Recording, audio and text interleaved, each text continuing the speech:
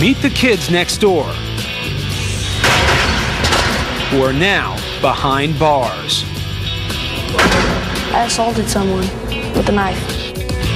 Baby-faced kids with adult-sized rap sheets.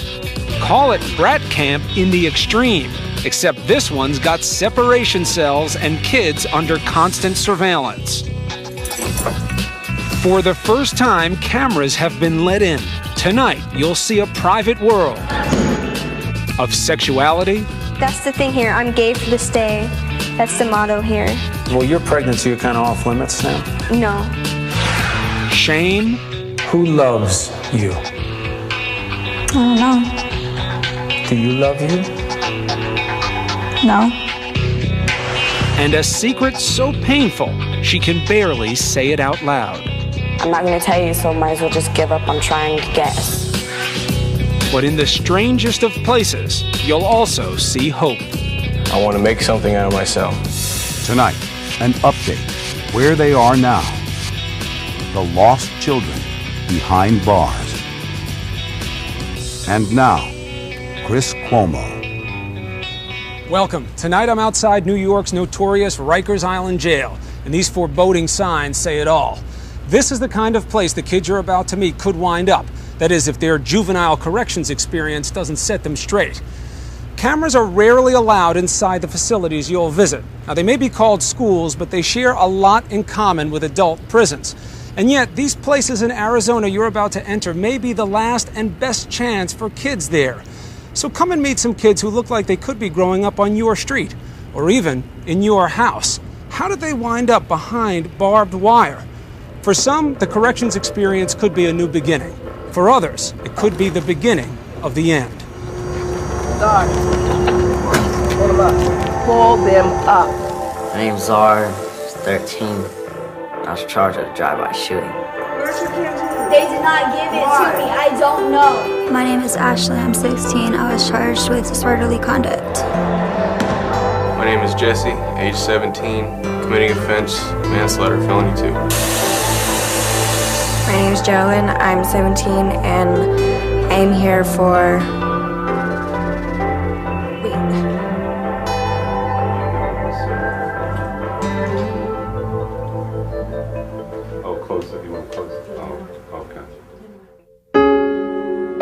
These kids start out like any child, bright, loving, wanting to please. But somewhere along the line, something goes wrong. But as you'll see, there's more to them than meets the eye. 100,000 kids like this are currently locked up somewhere in the United States. You're not gonna film these guys' faces, are you? No. All in their teens, many nearing 18. For these kids, this is the last stop and their last chance. Welcome to Arizona's Department of Juvenile Corrections. The bleak surroundings say it all. The routine is like any jail. Background checks, metal detectors, tension in the air. Well, if you can't handle it, you need to use me to handle it. That's why I told you. 300 boys at the Adobe Mountain School, 80 girls across the yard at the Black Canyon School, and just as many stories.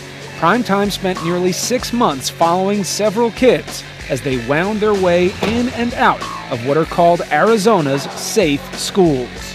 High security to keep the kids safe inside and also to keep them from getting out.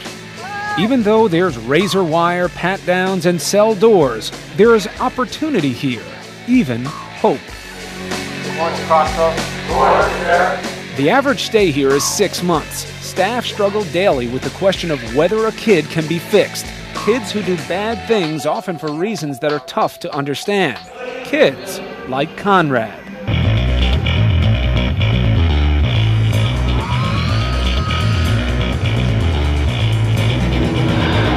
Don't like the way I work, because I'm really hyper. My name's Conrad. I'm 16. I was charged with possession of paraphernalia. The average kid in here has been arrested 8 times, and Conrad is no exception. On the surface, he looks like a cute kid, like Opie from Mayberry, but he isn't. What's the worst thing you've ever done? Oh, I assaulted someone with a knife. He made me mad, so I hurt him. Conrad came here just under 70 pounds, and the boy's rap sheet is taller than he is. He's been banned from all the mainstream schools in the state of Arizona because of numerous fights, thefts, weapons charges, drugs, and alcohol. What the record leaves out, though, is the most important question with all the kids here. Why? I got hooked on drugs, doing drugs with my mom. Then I came back out here and it just tore my life up. I grew up being abused, physically and emotionally and mentally abused by my mom. And now, ever since I came out to Arizona, I've been a very, very angry kid. Many kids make claims, but state records show Conrad's mother pled no contest to child cruelty, and Conrad was taken into state custody for stints when just a child. Conrad says he wants to change, but feels he can't. And as you'll see later, there may be a reason for that. I'm a good person, I just make bad choices. Stand by your doors, please, ladies. This is the state facility for girls in the state of Arizona. The girls are housed across campus. According to Suzanne LaRue, their superintendent, they present unique challenges.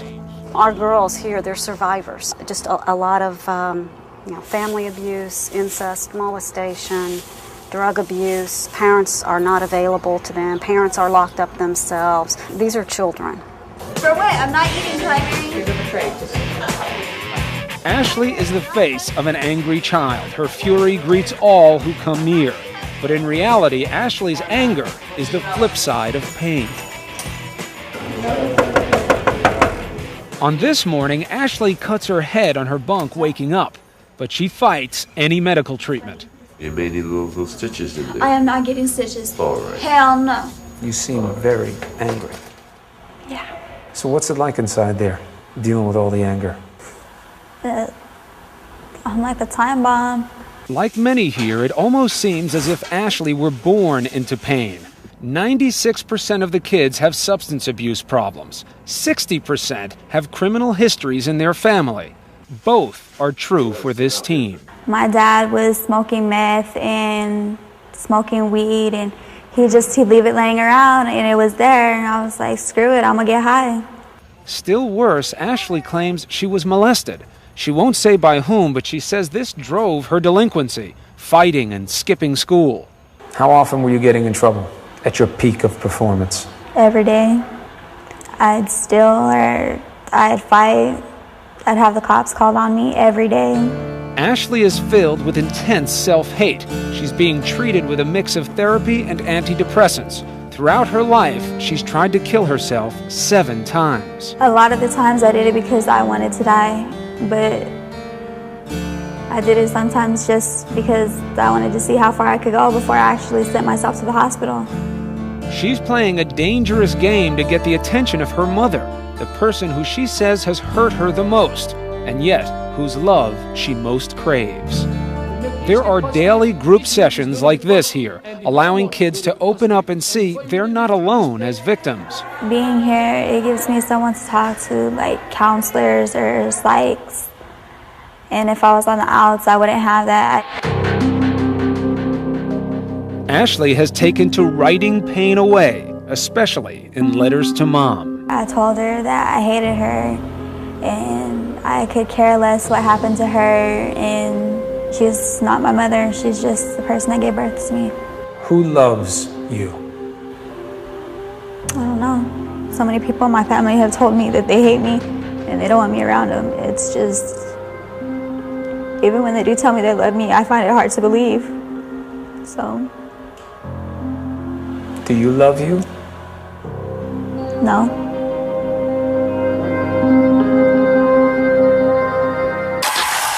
Up next, a trip to the most dangerous unit in juvenile jail. I can see why you would be anxious to get out of this place. No offense.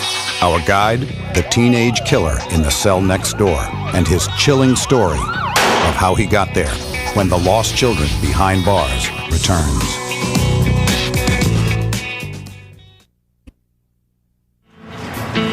Primetime returns. Once again, Chris Cuomo. Arizona's juvenile correction system is set up to be part prison, part school. Any problems? No physical contact. You could be here for 2 years, you could be here for 3 months. It's on you. It's a pretty friendly place during the day, but pretty formidable at night. a feeling that comes quickly when you're on the inside. I'll show you where we're going to stay tonight. My home with the boys is Crossroads, the unit for violent offenders. Next to the cell I'll experience is 17-year-old Jesse. You got 2 blankets, 2 sheets, your state shirt, state shorts, state pants, and state socks. I can see why you would be anxious to get out of this place. No offense, Mr. Superintendent. Many here regard Jesse as the school's real success story. This is when the governor came. I was the president of the student council at the time. This is some of my members. But Jesse has also been here the longest, since he was 15, with a horrific act in his past. What was the scariest moment for you? The night I shot Alexis. 911, what is your emergency? Oh my God, I'm not all in my hands. Jesse's older brother was hosting a party, and Jesse's buddy, 19-year-old Alexis Acosta, was there. For some reason, Jesse says he wanted to impress Alexis, so he went to his brother's closet. Sir, you need to calm down and give me the information, okay? I just turned, cocked it, and fired. Jesse says he grabbed what he thought was an unloaded shotgun. I expected to hear a click and then to show it off as a cool, little thing, but it was loaded. Were you in complete control of your faculties? Yes, I was. I wasn't drunk or anything. They gave me a breathalyzer test on site. Ma'am, he's gone. He's dead. Jesse swears it was all a terrible mistake, and the judge agreed. That's why he wasn't tried as an adult for murder. There is no bringing Alexis back. He has been added to my motivation to become a greater person, so I can look up one day and say, Alexis, this is for you. I did this for you. We spent some time, shot hoops before lights out, an activity that allows kids supervised play to see if they're learning to get along. Then we joked about my old school skills. The last second I pulled it back, requiring even more athleticism. Very true. It's interesting to meet a kid who has killed someone who at the same time seems like the ideal son. So the boys here in the Crossroads unit, which is for the violent offenders, are welcoming me by making noise here after lights out.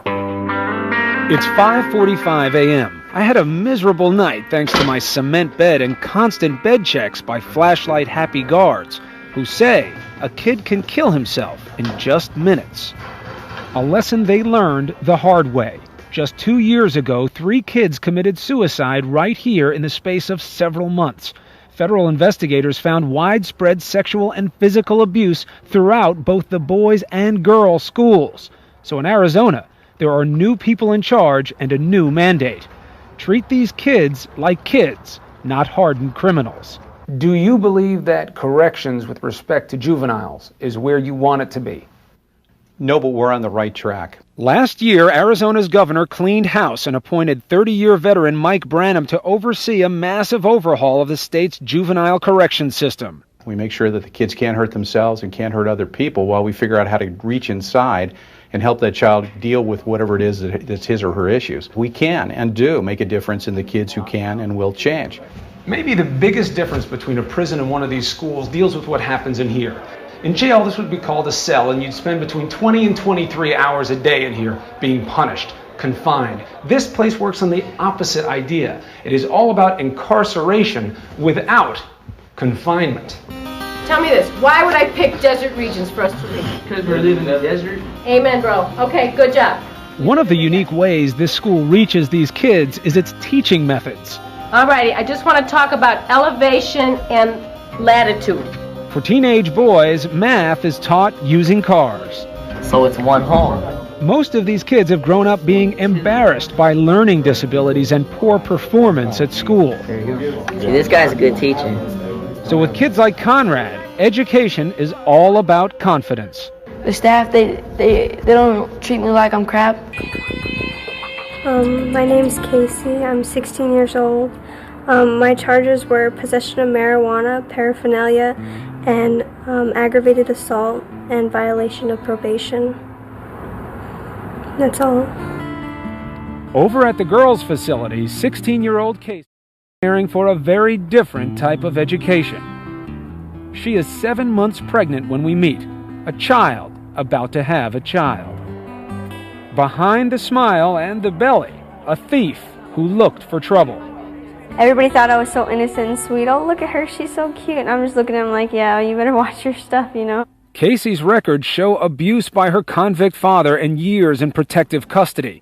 And although the father of her baby is a teenager too, somehow Casey sees this as a chance for a new beginning. If I wasn't pregnant, I would be fighting. I wouldn't care. I would not care. But now I actually care, and I'm going to do what I need to do, and I'm going to get out, and I'm going to be a good mom. But until she gets out, Casey will have to deal with life on the inside, which can be stressful in more ways than one. Up next, the rules of attraction. Please be appropriate in there. When kids are desperate for any kind of love and affection. And they bet their snacks. Oh, I'll turn her gay, I'll turn her gay. And it's a game to them. When the lost children behind bars returns. We continue with the lost children behind bars. Now, Chris Cuomo. My ladies, that should be up and ready. Come on, Flora. Ashley, let's go. Juvenile corrections isn't just about controlling violence. Take it out, Filey. It's also about controlling emotions. A third of the kids here suffer from mental or emotional problems. Sometimes they can be treated with medicine, sometimes therapy. And for the girls who are victims of abuse, sometimes they find ways to help each other. In the girls' facility, there are 80 teams locked together without any boys. It's a combustible mixture fraught with peril and sometimes passion. A lot of the females in here are gay. They'll have a different girlfriend every week, every other day. And that's something that you think they only do because they're here? Yeah. That's the thing here. I'm gay for this day. This behavior is part of life in adult prison, but it seems different in the juvenile world. Staff at the boys' facility say it's not an issue, and no boys said otherwise. But with the girls at this Arizona facility and elsewhere, part of the culture is what they call girlfriend drama. Girlfriend drama. Yes. A lot of girls get jealous of other girls and they want to start a fight. They'll make comments when you walk by like, damn, look at that ass. Officially, it is forbidden. Please be appropriate in there, okay? If you want any problems, no physical contact. But Counselor James Abercrombie admits the behavior is a common manifestation of emotional neediness. It's about half of the girls that are in here. What I see that as is people that have a distorted view of what a relationship is. For some of them, finding a girlfriend is creating a kind of substitute family. The physical, sometimes it makes them feel loved. None of the girls we spoke to said they were part of this subculture, but all acknowledged its presence and potential pitfalls. Well, you're pregnant, so you're kind of off limits now? No. Doesn't matter if you're pregnant, it doesn't matter anything, they're going to try to get you. They will try and try and try until the day you leave. On this night, I stay in the girls' facility. It's now bedtime. All the girls have quieted down. There was this long ritual of people saying good night, I love you, good night, good night. They're locked in and monitored constantly throughout the night. Privacy is not an option in this fragile environment. Back in the boys section, Conrad is bouncing off the walls.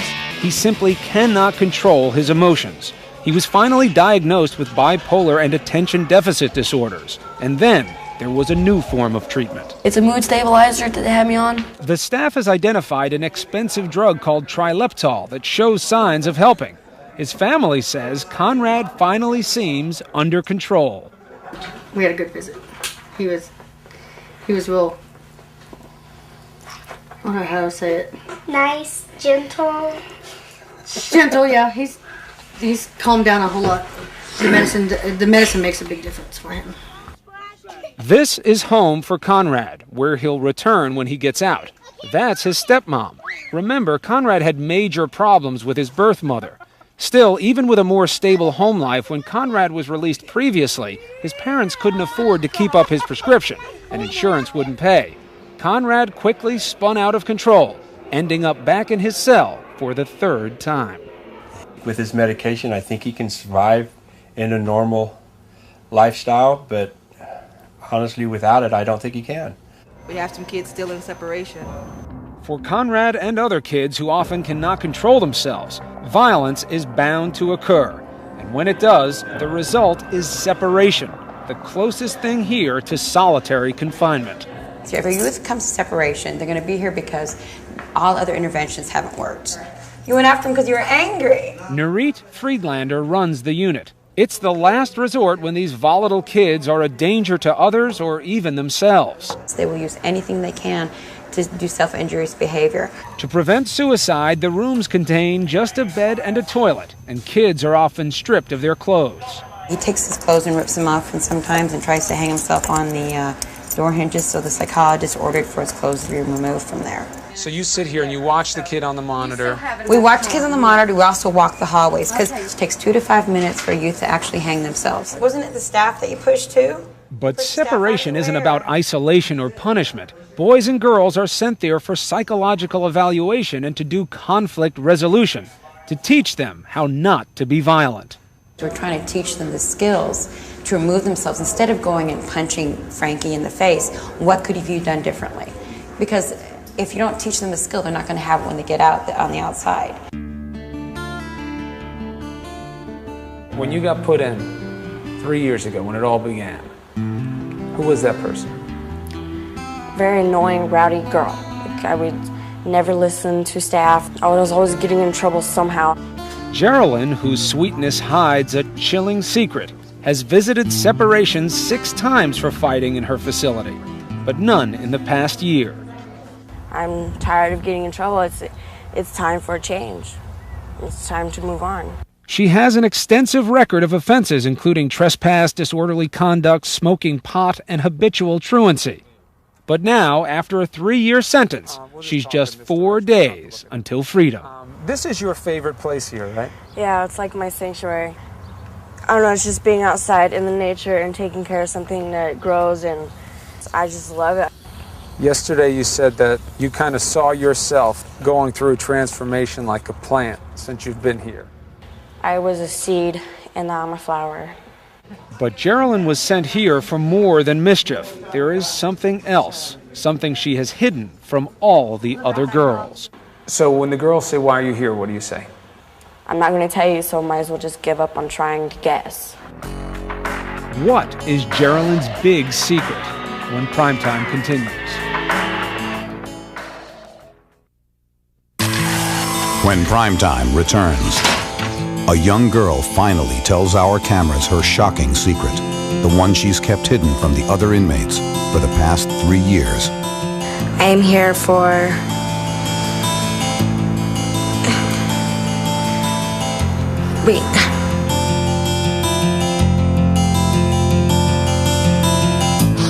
Primetime continues after this from our ABC stations.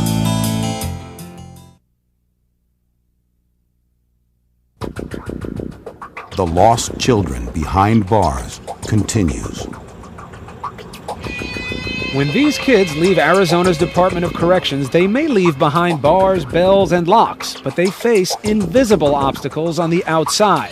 Troubled families, old friends, and often profoundly painful memories. For me, it's been a big change. Like, it changed my life completely around. I did a whole 360. After 3 years of intensive therapy and life on the inside, Geraldine is moving on. She's just had her final meeting with the Superintendent Review Board. I always had the fear in the back of my head saying I'm not leaving. But, you know, I've come this far, and then at my board, they had nothing but nice things to say, and it's like, whoa. Her sentence was longer than most, and for good reason. Though she's been through so much, she is still so young. I don't want to grow up. I don't want to become an adult. I want to be home. I kind of missed out 3 years of my teenage life being locked up. And it sucks. Geraldine was just 6 years old when she was molested by her mother's boyfriend. I got involved with some guy that I thought I knew, but he molested her. How long had it been going on? It was a short time. About a month. Imagine a month of molestation. The damage was profound. Young Geraldine lost her innocence and when still just a child began a cycle of petty crimes, substance abuse, and truancy. Started doing drugs, meeting different people, doing alcohol, staying up late, not coming home. But then, Geraldine's behavior turned darker. At just 13, she committed an almost unthinkable act. I heard the kids in the back room playing. Then all of a sudden the door shut.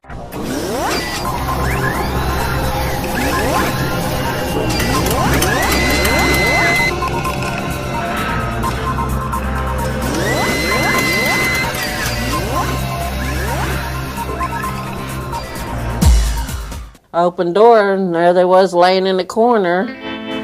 I'm Geraldine, I'm 17, and I'm here for child molestation. I had sexual encounter with my 6-year-old nephew at the time.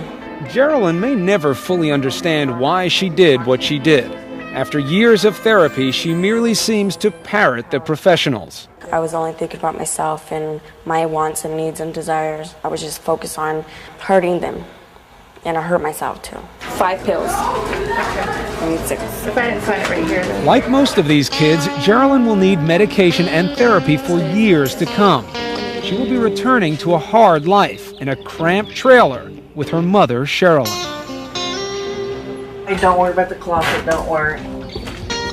They want us to have twin beds, but I don't have the money to buy twin beds, and it's big enough for 2. I miss her so much, we just hug each other and we fall asleep.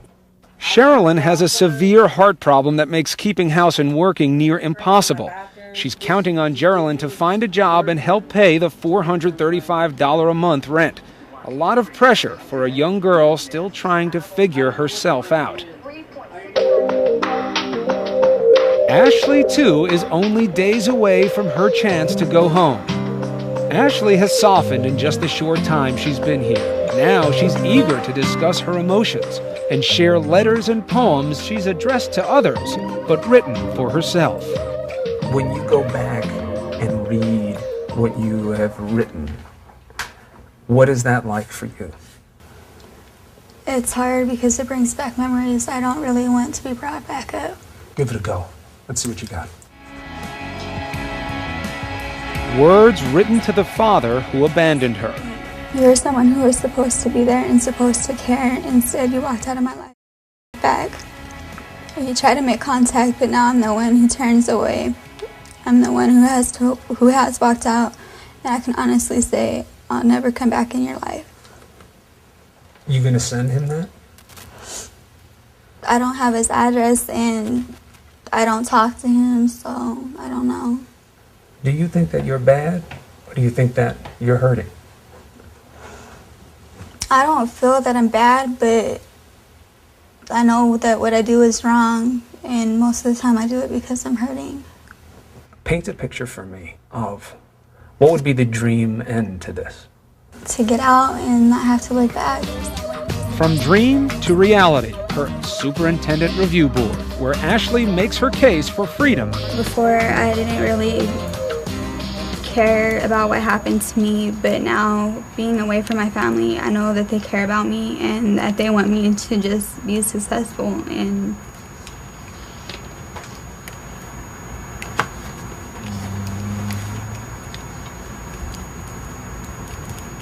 do you want to be successful? Yeah. For who? For me. For you. But will she be able to succeed if she goes back to a toxic home life? Her only buffer will be the love of her grandparents, who've become her legal guardians. Grandpa's there by her side. Grandma's on the phone offering support. Ashley can do it. She's just got to have the right kind of guidance and somebody to show her what's right and what's wrong and what's expected of her.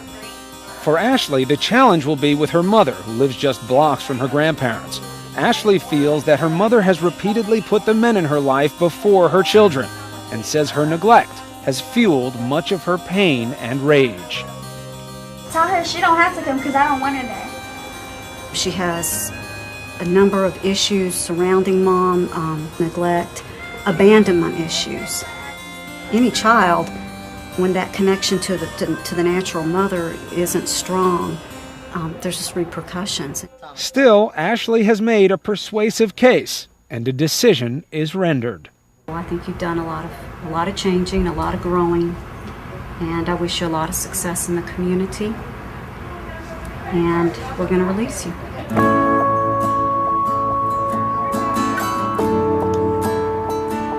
We're conditionally released. You're going to be on parole, and you're going to leave Sunday. Love you, Grandma. Love you too, babe. Miss you. Don't cry. You're gonna make me cry. Okay, honey. Well, we'll be up there early Sunday morning to get you. Bring me some clothes, please. No, you're coming home for your birthday too. But for all the smiles, the numbers paint a grim picture. 43% of these kids eventually wind up back here or in adult prison. I hope I don't see Ashley back here. There's a very good chance that Ashley will be back here. It's Ashley's last night here, and she's excited to leave. But she has no idea what she'll face when she goes home.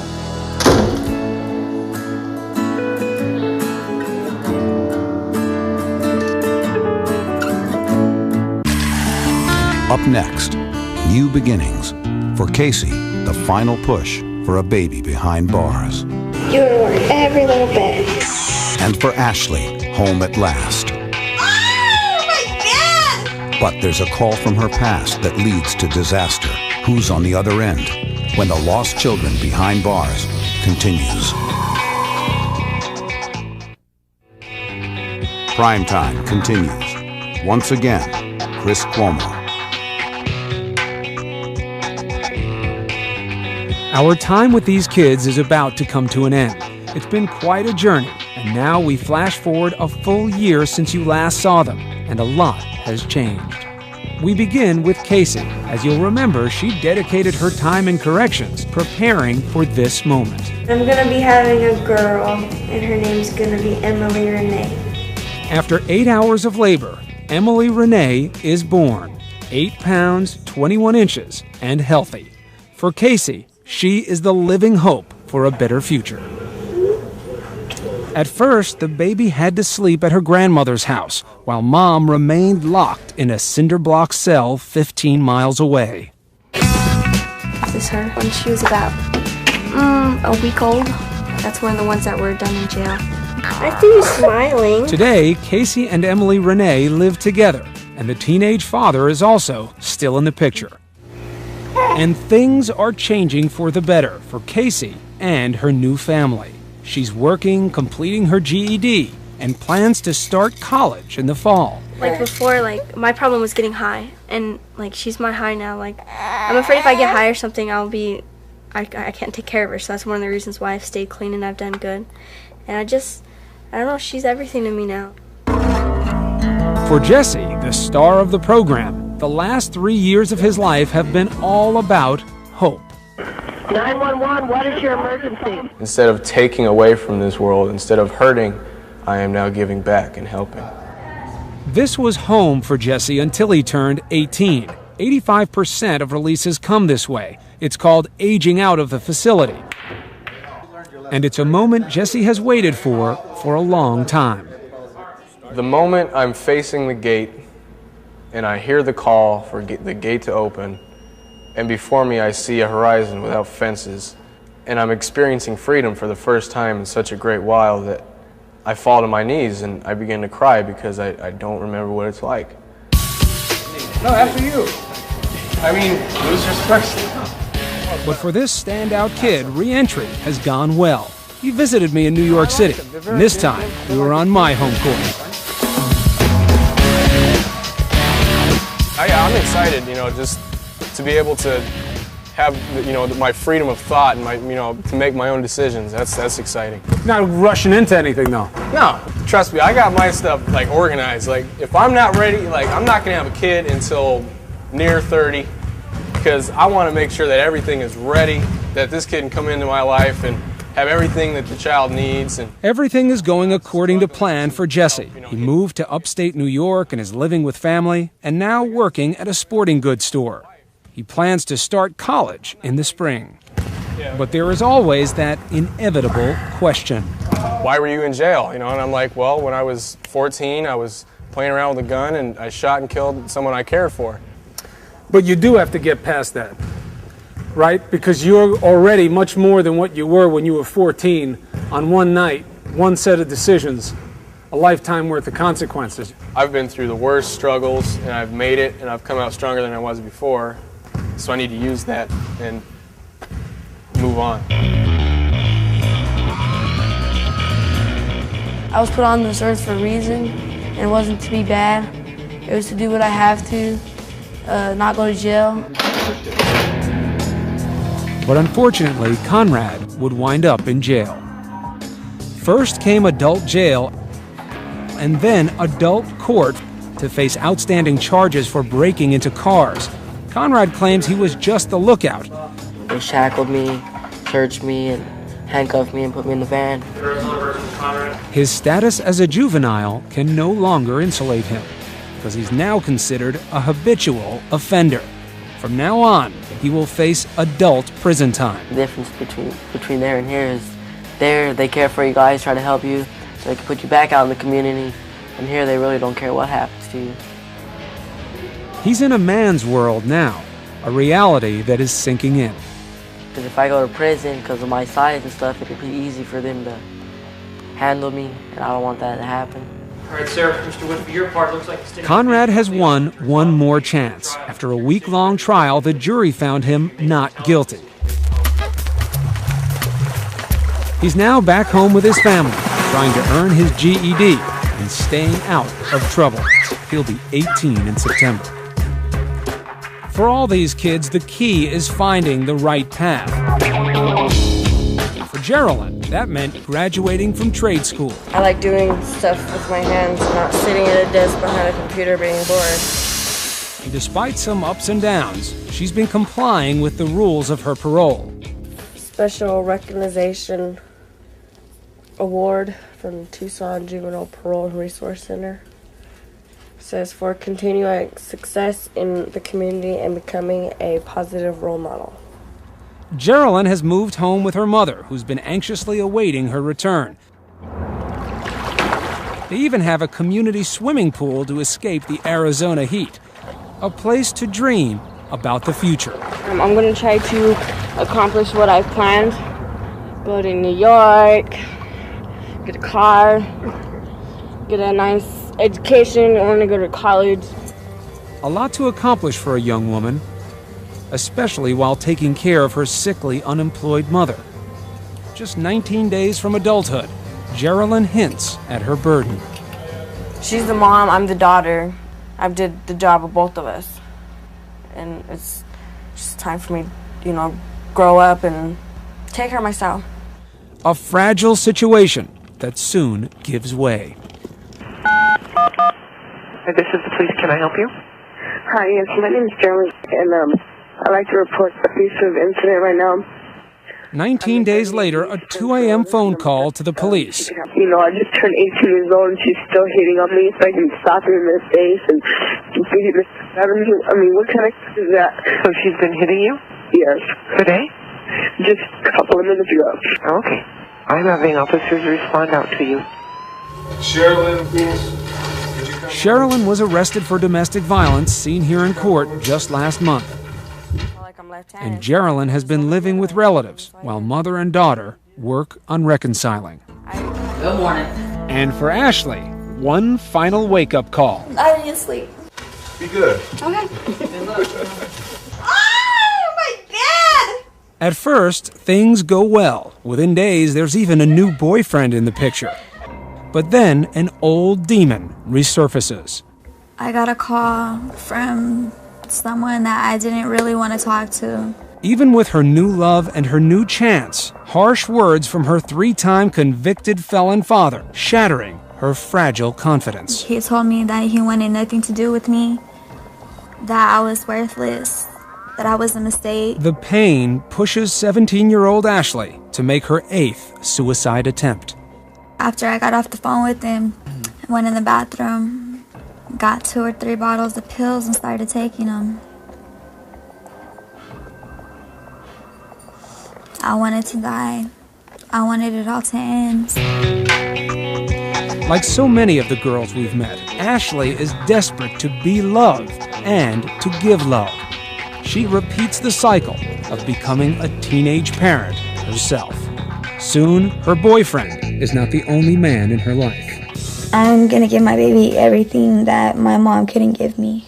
It's not an easy dream to live out, but pregnancy does help keep Ashley out of trouble. Just 2 days before her graduation, Ashley gave birth to 7-pound, 7-ounce Joshua David, a biblical name that suggests a calling to overcome. Her son's birth wound up being the perfect graduation gift. In spite of everything, she's changed her life and was just released from the hospital, we understand, today. And she has said that she was not going to miss her graduation. Ashley, would you please come up and receive your presidential scholarship? Congratulations, Ashley. Good luck to you. We're very proud of you. She is off to college and off drugs. The hope is that she and all of these kids have their best days in front of them. This has been one of the better weeks I've had in a long time. Probably the best. We'll be right back. Like the rest of us, these kids can't control the circumstances they were born into, and many of them won't be able to overcome them. But whether it was the success of the Arizona system or just the eternal optimism of youth, every one of these kids held a ray of hope. All of them wanted to change. I'm Chris Cuomo. For all of us at Primetime, good night.